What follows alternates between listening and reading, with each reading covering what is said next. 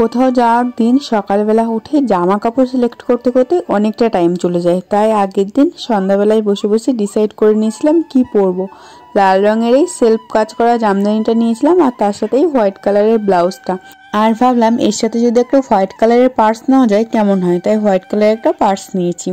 আর এখানে দেখো জুডোর জন্য একটা লাল রঙের পাঞ্জাবি আর অ্যাশ কালারের এই প্যান্টটা আর লাল রঙের একটা সোয়েটার। ঠান্ডার দিন সোয়েটার তো লাগবেই। তো জুডোর আর আমারটা বার করে নিয়েছি, তারপর জুডোর পাপার জন্য এই রেড কালারের পাঞ্জাবিটা বার করে রাখলাম। জানি নাও পরবে কিনা, যদি পরে তাহলে সকালে দেখা যাবে। তো দেখো ফাইনালি সকালবেলা ঘুম থেকে উঠে কাজ বাজ সেরে স্নান করে পুজো দিয়ে আমি রেডি হয়ে গেছি। তো এই যে ফাইনাল লুক হচ্ছে এরকম। প্রথমে একটু গোল্ডেন জুয়েলারি ক্যারি করছিলাম, তারপর ভাবলাম যে অক্সিডাইজ দিয়ে বেশি ভালো লাগবে। একদম সিম্পল লুক রেখেছি, দেখতেই পাচ্ছ আমাদের জুডোবাবু একদম রেডি হয়ে গেছে আর আমার চশমাটা দেখো জুডোবাবু পরে নিয়েছে।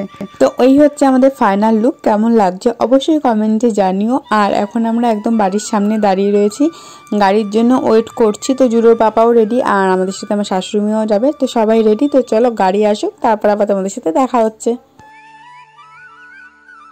আর এই দেখো ফাইনালি আমাদের গাড়ি চলে এসেছে। আজকে না আমাদের যাওয়ার কথা ছিল অন্য জায়গায়, সেটা আর আমি তোমাদের বললাম না, সেই প্রোগ্রামটা ক্যান্সেল হয়েছে বলেই তো জুডোর পাপা হট করে গাড়িটা ঠিক করেছে। বললো ঠিক আছে এক জায়গার প্রোগ্রাম ক্যান্সেল হয়েছে তো কি আছে, আর এক জায়গায় যাই। আসলে এইখানটায় পুজো দিতে যাওয়ার কথা আমাদের আগে ছিল, যেদিন আমার দেওরের অ্যাক্সিডেন্ট হয়েছিল ঠিক তার পরের দিন। কিন্তু ওদিনকার রাতে যেহেতু ওর অ্যাক্সিডেন্ট হয়ে গেছিলো, বাড়িতে এরকম একটা অঘটন ঘটে গেছিলো, তো সেই কারণে আর পরের দিন আমরা যাইনি, গাড়িটারি ঠিক করেও ক্যান্সেল করে দিয়েছিলাম। আর তারপরে তো 2 সপ্তাহ কেটে গেছে, তো এখন ও তো বাড়িতে নেই, ও আত্মীয়র বাড়িতে রয়েছে। আর আমাদেরও এদিকে যাওয়ার একটা প্রোগ্রাম হয়েছিল, সেটাও ক্যান্সেল হয়ে গেছে। তো জুডো বাবা বললো যে চলো তাহলে আগে এখান থেকেই পুজো দিয়ে আসি। চাকলায় লোকনাথ বাবার মন্দিরে তো অনেকবারই গিয়েছি, কিন্তু এখানটায় কখনো যাইনি। এটা হচ্ছে বসিরহাট লাইনে কাকড়া কচুয়া বলে একটা জায়গায়, যেখানে লোকনাথ বাবার জন্মস্থান। তো দেখো পাশে যেতে যেতে আমরা বদরের রাস্তা দিয়ে গেছিলাম, যে রাস্তা দিয়ে চাকলায় যেতে হয়। তো দেখতেই পাচ্ছ চারিদিকে প্রচুর চাষের জমি, যেটা বদরের দিকে যেতে গেলে পড়ে। তো সেই জমি দেখতে দেখতে আমরা বেশ বাইরের দৃশ্য উপভোগ করতে করতে যাচ্ছিলাম লোকনাথ বাবার জন্মস্থান কাকড়া কচুয়াতে। তো চলো আবার পরে তোমাদের সাথে কথা হচ্ছে। বেশ কিছুক্ষণ আমার সাথে রিলস টিলস বানিয়ে বাবু মশাই দেখো এখন ঘুমিয়ে পড়েছে। সকাল সকাল ওঠার অভ্যাস নেই, তারপরে সকাল সকাল উঠেছে রেডি শেডি হয়ে গাড়ির হাওয়া পেয়ে ঘুমিয়ে পড়েছে। আর হ্যাঁ, এই হচ্ছে আমার শাশুড়ি মা। আমি আর জুড়ে বসেছি পেছনের সিটে আর অমিত বসেছে সামনের সিটে। আর যে ড্রাইভার দাদা, সেই ড্রাইভার দাদাও কিন্তু আমাদের চেনাশোনা, আমাদের পাড়াতেই বাড়ি। আর দেখো এর মধ্যে আমাদের জুডোবাবুও কিন্তু ঘুম থেকে উঠে গেছে আর আমরা প্রায় মন্দিরের কাছাকাছি চলে এসেছি। বেশ অনেকটা টাইম পার হয়ে গেছে। আর গাড়িতে না যেতে যেতে আমি প্রচুর রিলস বানিয়েছিলাম, যে রিলসগুলো তোমরা ইনস্টাগ্রামে পেয়ে যাবে। আমার ইনস্টাগ্রাম আইডির নাম চন্দ্রনুপুর07। তো দেখো আমরা ফাইনালি চলে এসেছি লোকনাথ বাবার মন্দিরে, এই যে লোকনাথ বাবার জন্মস্থান কচুয়া ধাম। তো এই যে গেট দিয়ে সামনে ঢুকছি, তো চলো গিয়ে কথা হচ্ছে। এখানে আসার পরেই দেখো এই যে একটা প্রসাদের দোকানে ঢুকে গেলাম, মানে ফুলের ডালা কিনবো। এই যে ফুলের মালা রয়েছে আর প্রসাদ যা যা লাগবে পুজোর সবকিছু এখান থেকে কিনবো। এখানে পরপর অনেক দোকান আছে, তো আমরা গাড়ি নিয়ে ঢোকার সাথে সাথেই প্রত্যেকবারের মতন, মানে চাকলায় তো গেছে অনেকবার, চাকলায় যেমন সবাই ঘিরে ধরে এখানটাও সেমই করেছিল। তো ইনি বারবার করে বলছিল, তারপর এনার দোকান থেকে আমরা নিয়েছিলাম পুজোর ডালা। তো ওই পাশে একটা দোকানে আমার এত সুন্দর একটা ফুল পছন্দ হয়েছিল না, তারপর উনি বারবার করে বলছিল বলে ওনার দোকান থেকে নিয়েছিলাম। তো দেখো এই যে মন্দিরের একদম পাশে ওই দোকানটা রয়েছে, একদম মন্দিরের পাশেই, একদম ঢুকতে এই যে প্রথম দোকানটা। আর আমি যে দোকানটার ফুল পছন্দ হয়েছিল সেটা একদম মন্দিরের উল্টো সাইডের দোকানটায়। তো চলো এখান থেকে ফুলের ডালাটা নিয়ে নিই, কি কি নেবো জুডোর পাপা এখান থেকে ডিসাইড করছে। যে ফুলটা আমার পছন্দ হয়েছিল ওরকম টাইপের একটা ফুল খুঁজছিলাম, ফাইনালি পেয়েও গেছিলাম এই দোকানে। তো চলো দেখতে থাকো।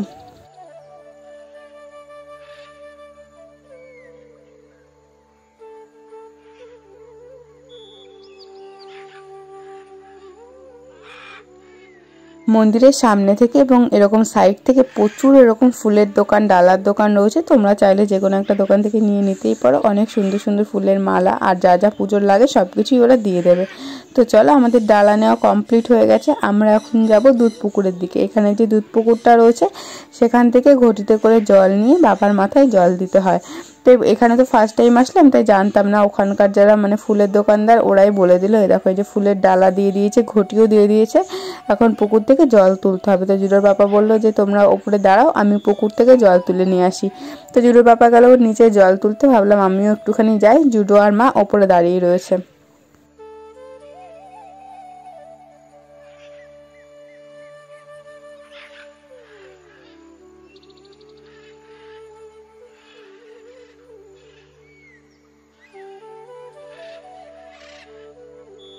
পুকুর থেকে জল তুলে নিয়ে দেখো আমরা এখন যাচ্ছি সামনে মন্দিরের দিকে, মানে যেটা হচ্ছে লোকনাথ বাবার আসল জন্মস্থান, যেখানটায় লোকনাথ বাবা হয়েছিলেন সেই জায়গাটা। এখন যে ঠাকুরের মূর্তিটা রয়েছে ওই মূর্তিটাই সবাই এখন ঠাকুরকে স্নান করায়। তো এই দেখো এই সামনে এরকম লম্বা গেট মতন রয়েছে, গিয়ে সামনেই মন্দির। আর এখানে না অনেক হনুমান ছিল, দেখো ওই যে পাশে 3-4টে হনুমান বসে রয়েছে, কাউকে কিছু বলছিল না, খুবই ভালো। আর হনুমান দেখে তো জুডোর এক্সাইটমেন্টের শেষ নেই, ও শুধু বারবার করে ওদের সামনে যেতে চাইছিল। ও তো আর বোঝে না যে সামনে গেলে যদি কামড়ে দেয় বা খেমচে দেয়, তোকে আটকাতেই পারছিলাম না। তো এখানে সবাই জল দিচ্ছিল, সবাই জল দেওয়া মোটামুটি হয়ে গেছে, আমরা দাঁড়িয়েছিলাম। তারপর এখন এই যে মা আর অমিত দুজনে দিয়ে নেবে, তারপর আমিও দিয়ে নেব।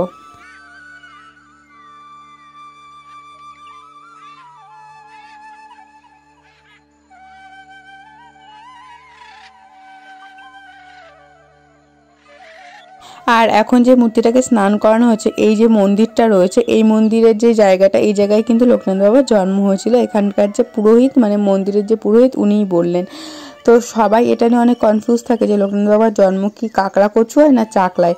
আদৌ কিন্তু চাকলায় লোকনাথ বাবার বাড়ি, আর এখানে হচ্ছে লোকনাথ বাবার জন্মস্থান। সত্য মিথ্যা যাচাই কতটা করেছি বা করতে পেরেছি যায় না, বাট সবার মুখে মানে লোক মুখে শোনা যেটা, যে লোকনাথ বাবার এখানে কোনো আত্মীয়র বাড়িতে বেড়াতে এসেছিলেন লোকনাথ বাবার মা। উনি যখন অন্তঃসত্ত্বা ছিলেন, মানে লোকনাথ বাবা যখন ওনার গর্ভে ছিলেন ওই টাইমে এসেছিলেন। আর এখানটাই কোনো কারণবশত লোকনাথ বাবার জন্ম হয়েছিলেন। আর লোকনাথ বাবার যেটা বাড়ি সেটা হচ্ছে ওই চাকলাতে।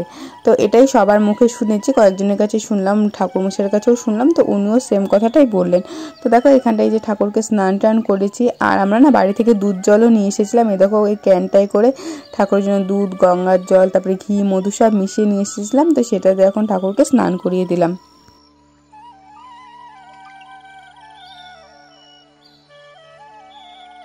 ওখান থেকে ঠাকুরকে স্নান করিয়ে দেখো চলে এসেছি ডালার দোকানে। এখান থেকে এখন মেইন মন্দিরে পুজো দেওয়ার জন্য যা যা লাগবে সেগুলো সব নিয়ে নিচ্ছি।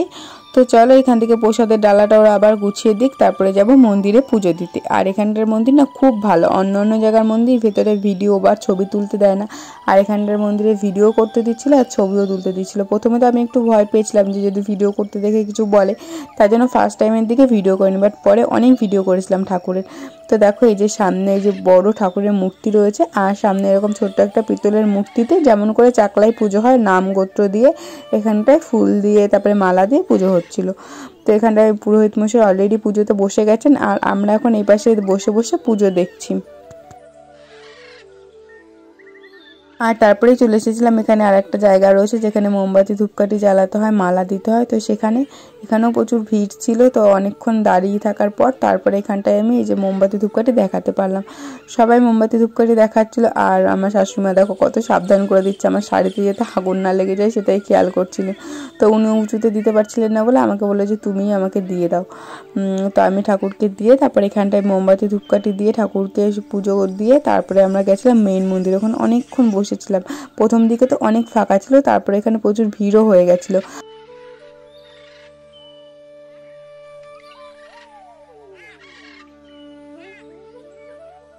এই লোকনাথ বাবার মন্দিরের পাশাপাশি রয়েছে লোকনাথ বাবার বাল্য বন্ধু বেণীমাধবের বাড়ি, এবং লোকনাথ বাবার যে গুরুদেব ভগবান গাঙ্গুলি ওনারও বাড়ি। তো সেই সব জায়গাগুলো আমরা ভিজিট করব, আর সবটাই তোমাদের সাথে শেয়ার করব।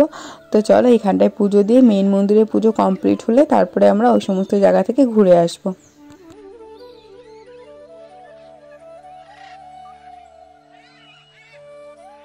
পুজো দেওয়া হয়ে গেছে, অঞ্জলি দিতে তার একটু সময় লাগবে, তার জন্য দেখো এখানে কুপন কেটে নিচ্ছি। 60 টাকা করে কুপন নিয়েছিল দুপুরবেলার ভোগ প্রসাদের জন্য। তো এই যে জুডুর পাপা 4টে কুপন কেটে নিল। তো চলো আমরা এখন যাব একটু গাড়ির দিকে, কারণ কিছু জিনিসপত্র গাড়িতে রেখে আসবো, আর তারপরে ড্রাইভার দাদাকেও কুপনটা দিয়ে আসবো। তো চলো এখন যাচ্ছি দুজনে সামনে গাড়ির দিকে, যেখানে গাড়ি পার্কিং করা রয়েছে।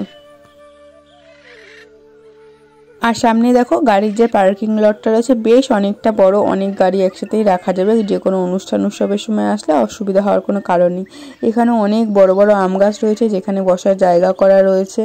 অনেকটা এরিয়া নিয়ে মন্দিরের জায়গাটা খুবই সুন্দর, চাকলা মন্দিরের থেকে অনেকটা বেশি জায়গা এখানে। মন্দিরটা ছোট হলেও জায়গাটা খুব পরিষ্কার পরিচ্ছন্ন আর একদম নির্জন, পুজো দিয়ে একদম শান্তি আছে। কারণ অন্য সব জায়গায় না ভিড়ভাট্টা আছে, এখানে ভিড়ভাট্টা তো অবভিয়াসলি আছে, বাট অতটা ভিড় নেই যাতেটা গায়ের ওপর থেকে হচ্ছে গিয়ে পুজো দিতে হবে। তো তোমরা চাইলে একবার হলেও এখানে এসো, খুবই ভালো একটা জায়গা। মানে আমি তো প্রথমবার এসে একদম মুগ্ধ হয়ে গেলাম, এরপরে আরও আসার চেষ্টা করব। আর এখানে এরকম ছোট ছোট অনেক দোকান করা রয়েছে মেলার মতন। তো ওখান থেকে অনেক দোকানপাট এখন খুলেছে, আর কিছু দোকানপাট পুজোর পরপরই খুলে যাবে। তো পরে আমি তোমাদের আরেকবার দেখিয়ে দেবো। আর সামনে যে হোয়াইট কালারের বিল্ডিংটা দেখতে পাচ্ছ, ওটা কিন্তু নতুন বিল্ডিং হচ্ছে মন্দিরের। ওখানে গেস্ট হাউস হবে, আর নিচে হয়তো ভোগ প্রসাদের জায়গা হবে, যতটা আমি শুনেছি। এখনো শিওর না। আর এই যে রাস্তাটা দেখছো পুকুরের পাশ থেকে, এই রাস্তাটায় সামনে গিয়ে ওই বিল্ডিং এর ওখানে যাওয়া যায়। আর সামনে এরকম দেখো কি সুন্দর শস্য ক্ষেত ছিল, তো ওখানে পাঁচিল দেওয়া ছিল বলে যাইনি, না হলে গিয়ে একটা দুটো ছবি তুলে আসতাম। আর তারপরে আমরা আবার চলে এসেছিলাম মন্দিরে, জুডোকে মায়ের কাছে রেখে গেছিলাম। তো এখানটা দেখো কি সুন্দর কার্পেট বিছানো রয়েছে ঠান্ডার জন্য, যাতে ঠান্ডা না লাগে। তো দেখো এখানে মা জুডো এখন একা বসে রয়েছে, এরপর কত লোক হয়ে যাবে। আর জুডো এখানে দুষ্টমি করছিল, শুধু দৌড়াদৌড়ি করছিল, আর কে কী করছিল সেটাই দেখছিল। দৌড়াতে দৌড়াতে জুডোবাবু এখন হাঁপিয়ে গেছে। তো চলো আমরা এখন এখানে একটুখানি বসি আর জুডোর দুষ্টমি দেখতে থাকি।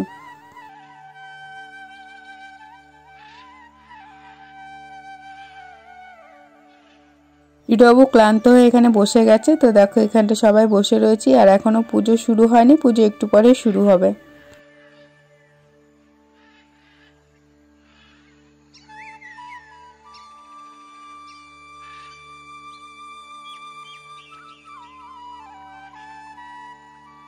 এখানে অলরেডি পুজো শুরু হয়ে গেছে, আরতিও হচ্ছে। আর দেখো মন্দিরের না একটা পেজ আছে, যে পেজ থেকে প্রত্যেকদিন লাইভে আসে। ওই যে ওখানটায় ফোনটা সেট করা রয়েছে, ওখানে কিন্তু লাইভ চলছে। সেটাই আমি জুডো বাবাকে বলছিলাম, দেখো মন্দিরের পেজ থেকে এখানে প্রত্যেকদিন লাইভ ভিডিও করা হয়।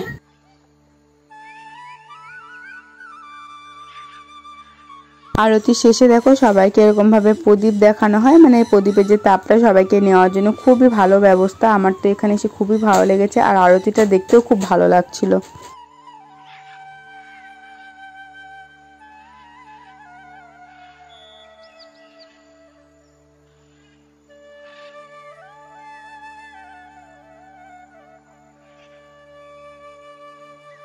আরতি শেষ হওয়ার পরে দেখো এই যে মন্দির থেকেই সবাইকে ফুল দিচ্ছে। আর ফুল দেওয়া হয়ে গেলে, মানে সবাইকে পুরো ফুল দেওয়া হয়ে যাবে, তারপরে সবাই একসাথে অঞ্জলি দেবে।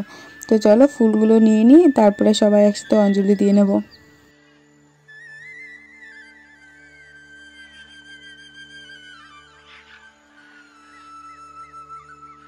আর এখন আমাদের সবার অঞ্জলি দেওয়া হয়ে গেছে। আর দেখো পুজো শুরু আর একটু আগেও মন্দির পুরো ফাঁকা ছিল, আর এখন মন্দির ভর্তি লোক, চারিদিকে লোক আর লোক। দেখতেই পাচ্ছ কত লোক হয়েছে। তো চলো এবার একটু বাইরে থেকে তোমাদের মন্দিরটা দেখায়। বাইরে থেকে মন্দিরটা খুবই ছোট, খুব একটা বড় দেখতে না, মানে বড় বিল্ডিং না, বাট অনেকটা জায়গা নিয়ে মন্দিরটা, বেশ অনেকটা বড়। তো চলো আমাদের তো পুজো দেওয়া হয়ে গেছে, আর প্রসাদ দেওয়ারও এখনও দেরি আছে। মানে ভোগ প্রসাদের জন্য যে কুপনটা কেটেছিলাম, সেটা দেওয়ারও বেশ কিছুক্ষণ সময় লাগবে এখনও।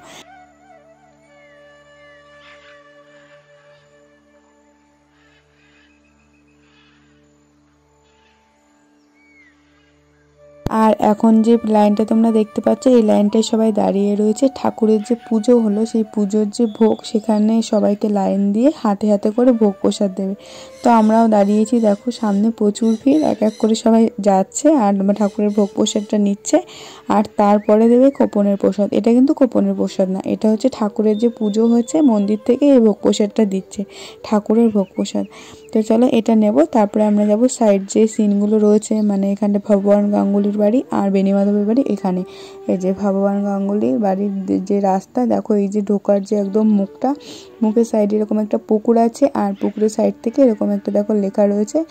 সামনে কিছুটা গেলেই মানে এই একটা বিল্ডিং, নেক্সট যে বিল্ডিংটা দেখতে পাচ্ছ ওই বিল্ডিংটা হচ্ছে ভগবান গাঙ্গুলির বাড়ি। এখন এই বাড়িতে কেউই থাকে না, একদম ভঙ্গ প্রায় একটা পুরনো বাড়ি। দেখতেই পাচ্ছ বাইরে থেকে একদম বাজে অবস্থা হয়ে রয়েছে, মানে লোকজন বসবাসের মতন সেরকম নেই। কিছুটা একটু মেরামত করা হয়েছে হয়তো কিছুদিন আগে। তো চলো এই হচ্ছে ঢোকার গেটটা, এখান থেকে ঢুকেই দেখো সবাই ভেতরে অলরেডি চলে গেছে।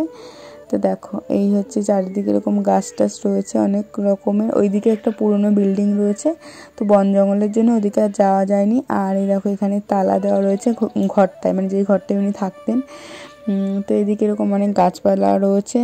আর ওইদিকে বললাম না পুরনো বিল্ডিং রয়েছে অনেক, যেখানে আগে লোকজন থাকতো, এখন আর কেউ থাকে না। এই যে ভগবান গাঙ্গুলির জন্মভিলা। তো এখানটায় যে সবাই আবার পুজোর জন্য টাকা দেয়, তো আমরাও দিয়েছিলাম, দিয়ে টিয়ে তারপর আমরা নেক্সট যে জায়গায় যাচ্ছি সেটা হচ্ছে বেণীমাধবের বাড়ি। তো এই যে বেণীমাধবের বাড়িতে তো সেম এরকম একটা গেট রয়েছে, উপরে লেখা এটা হচ্ছে মন্দিরে ঢোকার যে মেইন গেট, তার ঠিক উল্টো দিকে এই গেটটা রয়েছে। সামনে কিছুটা যেতে আবার একটা পুকুর পড়বে, আর এই পুকুর পাশ থেকে সামনে এগিয়ে যেতে দেখো এই যে পুকুরটা দেখতে পাচ্ছ, এই পুকুরটা ঘুরে এসে এই যে সামনে কিছুটা আগালেই ওই যে দেখতে পাচ্ছ একটা টিনের ঘর, ওটাই হচ্ছে বেণীমাধবের বাড়ি, মানে লোকনাথ বাবার বাল্য বন্ধু বেণীমাধব ওনার বাড়ি। তো দেখো এই উঠোনে লোকনাথ বাবা আর বেণীমাধব ঠাকুর হয়তো অনেক খেলেছেন, আর এখানটায় সব বাচ্চারা এখন র্যাকেট খেলছেন।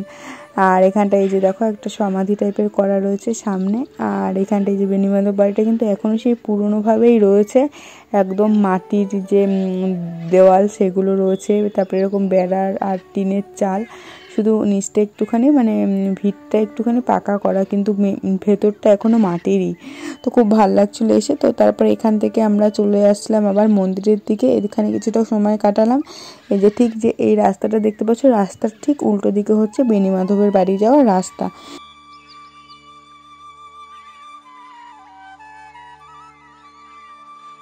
আর ওখান থেকে এসেই দেখো আমরা চলে এসেছি ভোগ প্রসাদ দেয় যেই ঘরে, সেই ঘরটায় ওখানে টিকিট দিয়ে সবাইকে ঢুকতে হয়েছে। তো আমি আর শাশুড়ি দুজনে ঢুকেছি, আর জুডোর পাপা এখনো আসেনি, আর দাদাকে নিয়ে তারপরে আসছে। তো জুডো এখানে বসে রয়েছে। তো দেখো জুডো তো দুষ্টুমি করছিল ফোন নেবে বলে, তারপরে ওকে ফোন দিয়ে আমি কিছুক্ষণ বসিয়ে রেখেছিলাম, তারপরে ওর পাপা আসলে ওর পাপার ফোনটাকে দিয়ে দিয়েছিলাম। আর এখানে দেখো এরকম যে প্লেট হয় কাগজের, সেই প্লেট সবাইকে এরকম হাতে হাতে দিয়ে দিচ্ছিল। জলের কিন্তু কোনো ব্যবস্থা নেই, জল কিন্তু যার যার নিজের জল বাড়ি থেকে নিয়ে যাও বা কিনে নাও, জলটা কিন্তু নিজেদেরই কিনে নিতে হবে।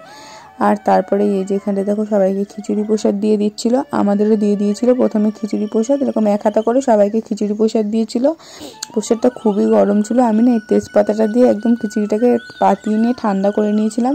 আর তারপরে দিয়েছিল গরম গরম পোলাও, এই যে জুডোকেও দিয়ে দিয়েছে গরম গরম পোলাও, আর এর সাথে ছিল আলুর দম।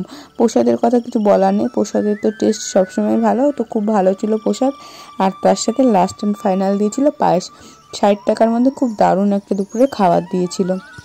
ওখান থেকে বেরিয়ে আমরা দেখো যে আশেপাশে যত দোকান ছিল সেই দোকানগুলো একটুখানি ঘুরে ঘুরে দেখছিলাম। এখান থেকে জুডোর একটা দুটো খেলনাও কিনে নিয়েছিল, আর আমিও একটা লোকনাথ ঠাকুরের মূর্তি নিয়ে এসেছি স্মৃতি হিসাবে, কারণ এটা তো একটু অফলাইনে সবসময় যাওয়া হয় না হয়, আর কখনো যেতে পারি কি না পারি, তো সারা জীবন এই স্মৃতিটা থাকবে যে এখান থেকে আমি লোকনাথ ঠাকুরের একটা মূর্তি নিয়ে এসেছি। তো পরে কোনো ব্লগে তোমাদের আমি দেখিয়ে দেবো, শোকেসের মধ্যে সুন্দর করে সাজিয়ে রেখেছি। এই যে মন্দিরের পাশে একটা দোকান ছিল, এই দোকান থেকেই নিয়েছি লোকনাথের মূর্তিটা। তারপরে অনেকটা টাইম আমরা মন্দিরের ভেতরে বসেছিলাম, এই যে জুডোর পাপা বসে রয়েছে, আমরাও বসেছিলাম। তো জুডো দেখো এই যে বেলুনগুলো হয় না বাবলস, ওইগুলো কিনেছি, তো ও আর ওর পাপা ওইগুলো ফোলাচ্ছিল। আর তারপর লাস্ট অ্যান্ড ফাইনাল আমরা এখন বেরিয়ে যাচ্ছি। এখন আমরা যাব আরও একটা মন্দিরে, এখানে দ্বাদশ কালী মন্দির বলে একটা মন্দির রয়েছে, তো সেখানে যাব। অলরেডি গাড়ি দেখো দাঁড়িয়ে রয়েছে, তো চলো এক এক করে এখন গাড়িতে উঠি। আর তারপরেই সামনেই 1-1.5 কিলোমিটারের মধ্যেই রয়েছে দ্বাদশ কালী মন্দির, তো ওখানটায় যাব। ভিডিওতে দেখেছিলাম একজনের যে ওখানটাও সবাই যায়, পুজো টুজো দেয়। তো এখন আমরা যখন যাচ্ছিলাম ওই টাইমটায় তো আর পুজো হয় না, জাস্ট গিয়ে একটু ঘুরে দেখে আসবো। তো চলো এখন গাড়িতে ওঠা যাক।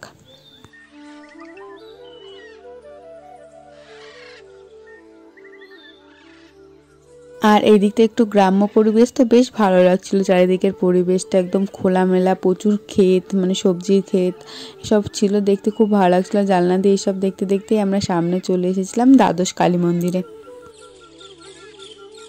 তো দেখো চলে আসলাম পূর্ণতীর্থ কাকড়া দ্বাদশ কালী মন্দির। তো এখানে 12টা শিব মন্দির রয়েছে, 12টা শিব মন্দির কিন্তু 12 রকমের, আর 12টা জায়গার যে বিভিন্ন জায়গার যে শিবলিঙ্গ সেরকম রয়েছে, মানে এখানটায় যেমন রয়েছে বিভিন্ন জায়গার যে শিবলিঙ্গ, সব জায়গার শিবলিঙ্গ কিন্তু একই রকম দেখতে হলেও একই রকম না, সব আলাদা আলাদা। তো এখানে দেখো তারপর জুডোর পাপা যেহেতু পুজো হয়ে গেছিলো, পুজোর ওখানে দক্ষিণা দিয়ে আসলো, আর তারপরে এখানটায় মোমবাতি ধূপকাঠি কিনে এনে একটুখানি ঠাকুরকে দেখিয়ে দিচ্ছে। আর এখানে কিন্তু কালী মন্দিরও আছে, ভেতরে কালী মন্দির ওই যে দেখতেই পাচ্ছ, ওই ভেতরটাই কালী মন্দির, আর 12টা শিব মন্দির রয়েছে। তো এটাই হচ্ছে দ্বাদশ কালী মন্দির। তো চলো এখন মোটামুটি আমাদের এই জায়গাটা ঘোরা কমপ্লিট হয়ে গেছে, আর এখন আমরা যাব বাড়ির দিকে। তো ফাইনালি আজকের ভিডিওটা তোমাদের কেমন লাগলো অবশ্যই কমেন্টে জানাতে ভুলো না। যারা নতুন তারা অবশ্যই চ্যানেলটিকে সাবস্ক্রাইব করে দিও। দেখা হচ্ছে নতুন কোনো ভিডিওর সাথে। সবাই ভালো থেকো, সুস্থ থেকো, সাবধানে থেকো। আর যারা যারা এখানে আসতে চাও অবশ্যই একবার এসে ঘুরে যেতে পারো, খুব সুন্দর একটা জায়গা, একবার আসলে বারবার আসতে ইচ্ছা করবে। দেখা হচ্ছে নতুন কোনো ভিডিওর সাথে। আজকের মতন বাই বাই।